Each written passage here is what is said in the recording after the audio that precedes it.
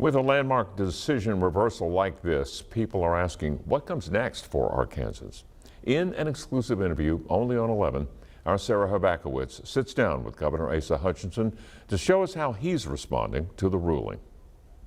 Hours after Roe v. Wade was overturned, Arkansas Attorney General Leslie Rutledge certified a law nearly banning abortion in the state except to save a mother's life, thereby restoring the state of Arkansas the authority to prohibit abortions. Governor Hutchinson signed this law last year, but it couldn't take effect until today's ruling. We sat down with the governor minutes after the law's certification.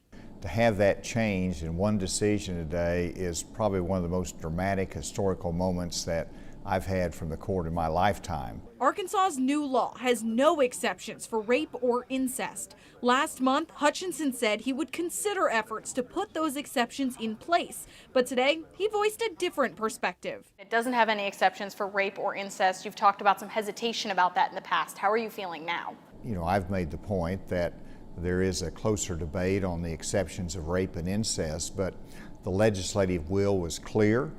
I don't expect that to be revisited in the short term, if at all, and because they expressed the will of the people of Arkansas that they want to protect the life of the unborn. Arkansas has one of the highest teen pregnancy rates, a group that historically makes up a large part of abortion patients. But Hutchinson explained contraceptives will continue to be available under state law.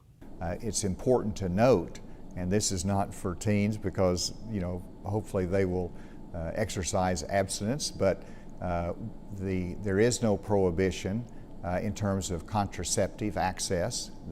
There is still some confusion over where emergency contraceptives like Plan B fall on this law, as well as when a high-risk pregnancy is considered life-threatening. That's something that a physician has to determine. That's not something that the government does. We don't step in there and try to replace what the physician says. Hutchinson admitted that resources for the additional expected births are not quite ready right now, but he predicts they will adapt to the jump in demand once it arrives. You mentioned adoption, but the foster care program in Arkansas is already overwhelmed. They were calling for more foster parents needed. You know, now there's going to be more babies. What happens next? Well, I think that there will be a growing demand, and I think parents will step up to the plate.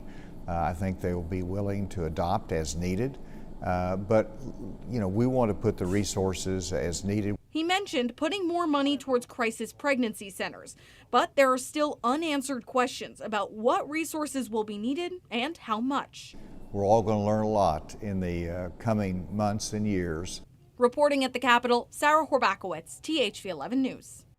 Now, Sarah also asked about communities of color, which historically are more affected by abortion restrictions. Hutchinson said the desire to protect those communities was why the state expanded Medicaid coverage. He didn't add anything else about their access to abortion.